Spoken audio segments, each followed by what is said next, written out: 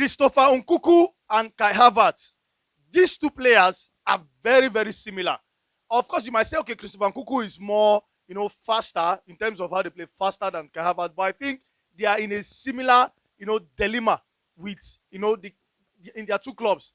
Right now, you cannot say Nkunku is a striker, whether he's a midfielder, whether he's a winger. You can't say that.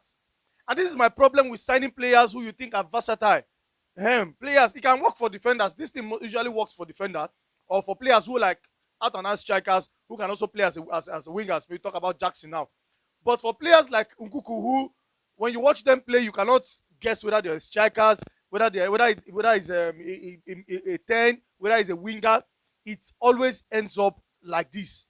Kai Havertz for Arsenal is the same thing. Now, this video is about Nkunku, but I'm bringing in Havertz because he's in that similar position too. Kai Havertz, you cannot trust Kai Havertz in the number 10 position. You cannot trust Kai Havertz as a striker. You cannot even trust Kai Havertz as a winger. That's out of question because of his his strengths. Now, Nkunku for Chelsea, I think it's a failed project. It's a failed project because if you can't bench Jackson, there's no point. You can't bench Jackson. Jackson is not giving all the goals like he should give, and then you can't bench him. There's no point. I think McGui even has enough talent to even bench Jackson than Nkunku. So I think it's time for Chelsea to start moving on from Nkunku. I think it's time to move on from that project because it's not going to work out. I think the Bundesliga offers players these kinds of options. Players like that, it offers them this kind of option. But for Premier League is too straightforward. It's too direct for players to be testing themselves. It's too direct for that.